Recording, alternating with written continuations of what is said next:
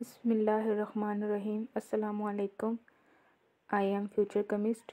Today I want to describe our summary of research paper on atomic spectroscopy. आज हम research paper की short summary को explain करेंगे about atomic spectroscopy, जो भी मेथड इंक्लूड हैं उनके बारे में और जो भी वर्किंग है एटॉमिक स्पेक्ट्रोस्कोपी की, हम इसको जानने की कोशिश करेंगे आज के लेक्चर में।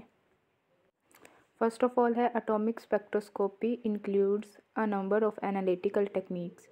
एटॉमिक स्पेक्ट्रोस्कोपी जो है वो एनालिटिकल केमिस्ट्री की एक टर्म है, मतलब कि इस एनालिटिकल केमिस्ट्री की जो मुख्तलिफ फील्ड्स हैं उनमें से एक फील्ड है atomic spectroscopy.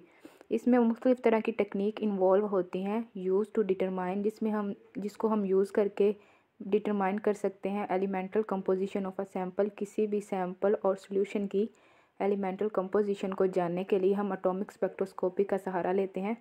It can be gas, liquid और सॉलिड। जो सैम्पल हैं वो में भी हो सकते हैं, गैस हो, लिक्विड हो और सॉलिड हो, by observing it's electromagnetic spectrum और इट्स मास स्पेक्ट्रम। जब हम किसी भी सोल्यूशन पर या सैम्पल पर एटॉमिक स्पेक्ट्रोस्कोपी को अप्लाई करते हैं तो इलेक्ट्रोमैग्नेटिक स्पेक्ट्रम और मास स्पेक्ट्रम जो है वो इवॉल्व होते हैं, जिनको स्टडी करके हम किसी भी एलिमेंट और सैम्पल में मौजूद दूसरे जो एलिमेंट हैं, एक हो हवा ज़्यादा हो, उनके बारे में इंफॉर्मेशन हासिल करते हैं, उनकी डिटेक्शन करते हैं और उनके बारे में जानकारी हासिल करते हैं by using of atomic spectroscopy.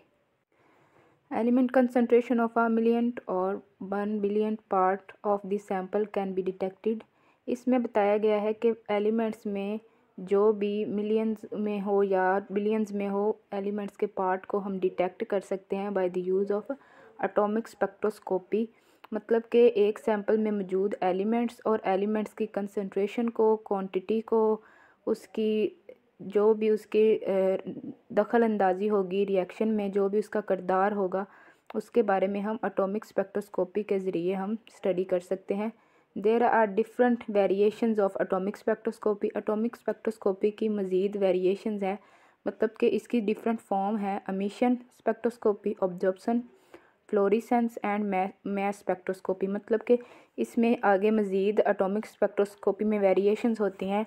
Emission के बारे में स्टडी किया जाता है, एब्जॉर्प्शन में एब्जॉर्प्शन स्पेक्ट्रम के बारे में स्टडी किया जाता है, फ्लोरेसेंस में एमिशन एंड एब्जॉर्प्शन दोनों इन्वॉल्व होते हैं। नेक्स्ट है मास स्पेक्ट्रोस्कोपी और इसमें हम मास स्पेक्ट्रोस्कोपी के बारे में भी डिस्कस करते हैं।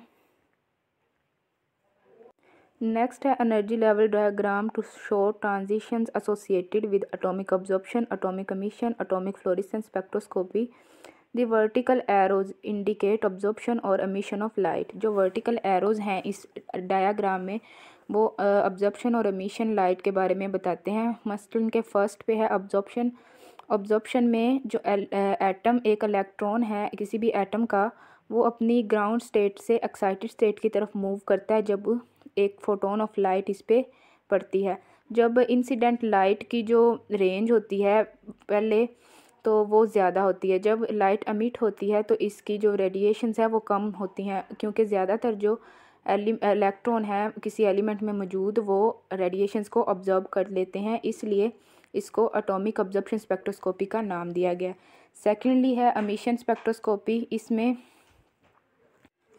एमिशन में क्या होता है, जो इंसिडेंट रेडिएशंस हैं उनकी मिकदार ज़्यादा होती है और जो एमिटेड रेडिएशंस हैं, मतलब कि जब रेडिएशंस किसी इलेक्ट्रॉन में से खारिज होती हैं, जब वो एक्साइटेड स्टेट से ग्राउंड स्टेट की तरफ मूव करता है तो उनकी मिकदार कम होती है बनिस्बत अब्जॉर्प्शन रेडिएशन से।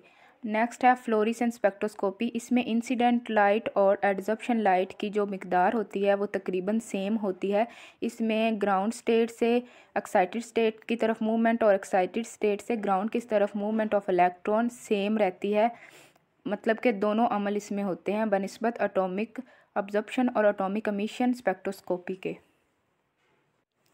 Determination of an appropriate technique requires a basic understanding of each technique since each has its individual strength and limitation।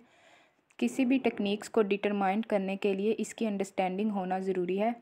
मतलब कि अगर हमने एब्जॉर्प्शन को डिटरमाइन करना है या उसका यूज़ करना है तो हमें उसके बारे में कोई ना कोई इन्फॉर्मेशन मतलब कि होनी चाहिए।